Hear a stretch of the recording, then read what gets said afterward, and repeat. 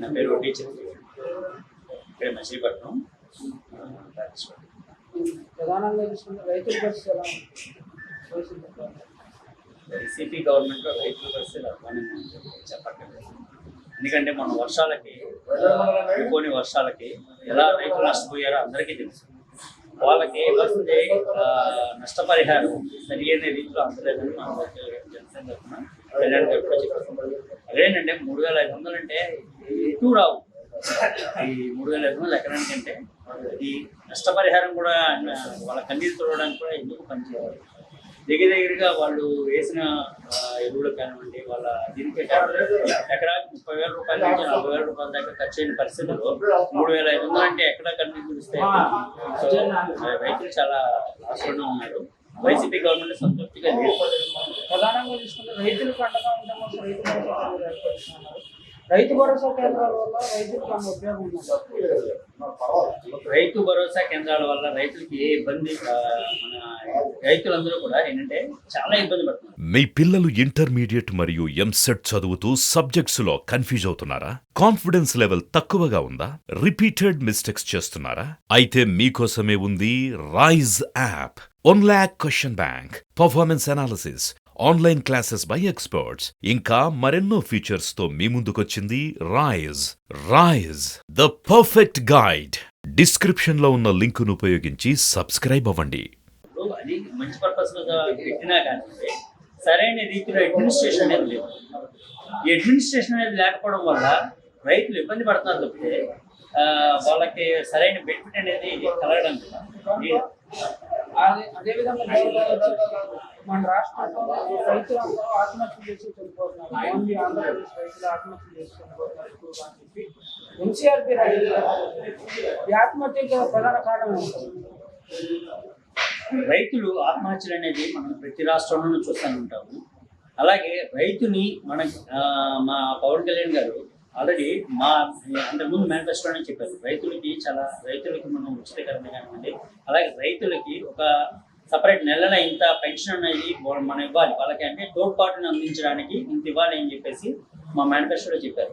అలాగే రైతుల ఆత్మహత్యలు మనం కంట్రోల్ చేయాలంటే అటువంటి చర్యలు తీసుకోవాల్సింది పోయి వీళ్ళు ఎటువంటి చర్యలు లేదు. చర్యలు లేకపోవడం అనేది మెయిన్ ఇక్కడ రైతుల ఆత్మహత్యలు పెరగడానికి ప్రత్యేకమైనటువంటి కారణం చెప్పుకోవచ్చు. అదేవిధంగా చూసుకుంటే ప్రధానంగా మన రాష్ట్రంలో కొన్ని మండలాల వారిగా, జిల్లాల వారిగా కరువు ప్రాంతాలు సంబంధించినంత వరకు కరువు ప్రాంతాన్ని కేంద్రాన్ని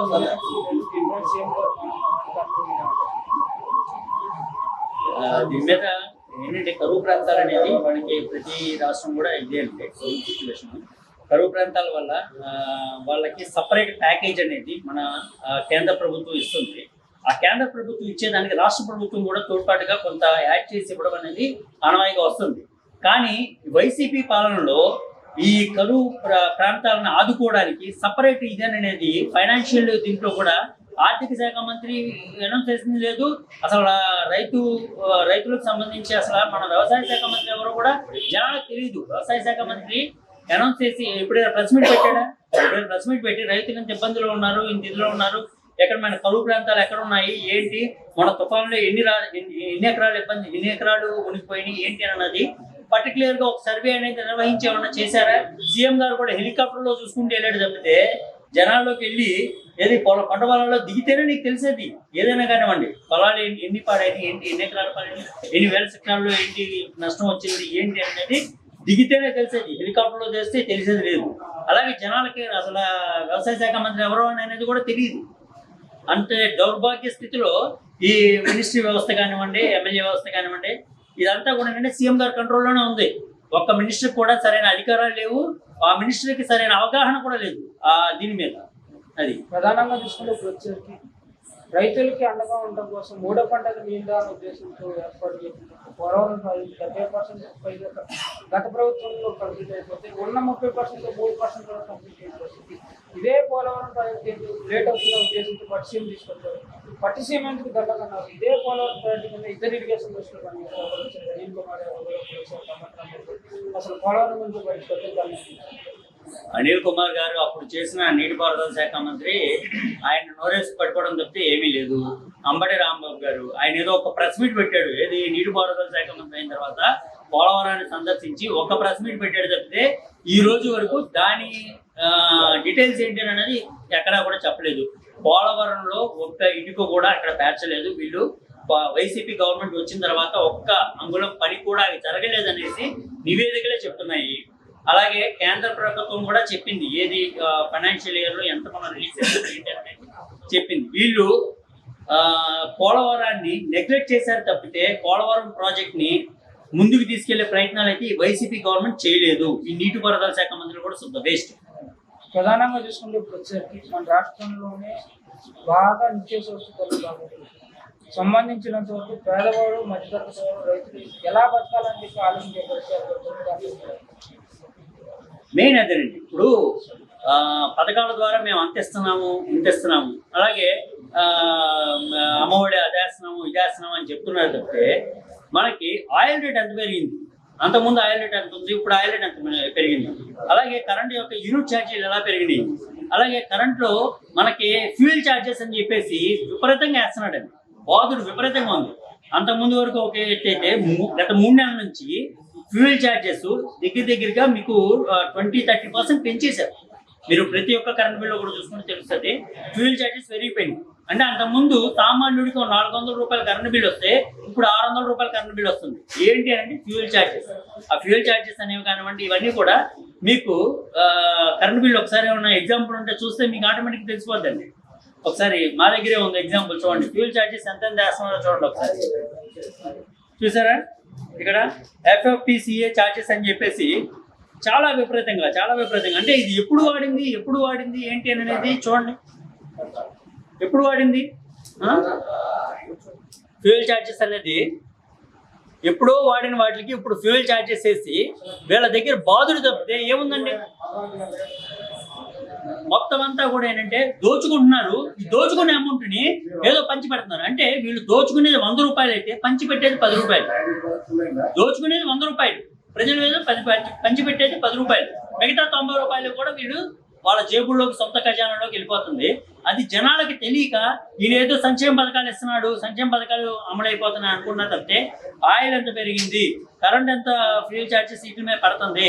అలాగే మనకి పెట్రోల్ మీద కానివ్వండి, డీజిల్ మీద కానివ్వండి, వేరే స్టేట్స్ తో పోల్చుకుంటే మన స్టేట్ యొక్క జిఎస్టీ, సిజిఎస్టీ, ఎస్జిఎస్టీ ఉంటాయి కదా, ఆ జిఎస్టీ అనేది ఎంత పడుతుంది ఏంటన్నది మనం ఆలోచించుకుంటే, ఒక సామాన్య మానవుడు ఆలోచిస్తే, వీటిలన్నింటి కనుక గమనిస్తే వాళ్ళకే తెలుస్తుంది రాష్ట్రం చేసే దోపిడీ ఏంటి అనేది ఖచ్చితంగా తెలుస్తుంది.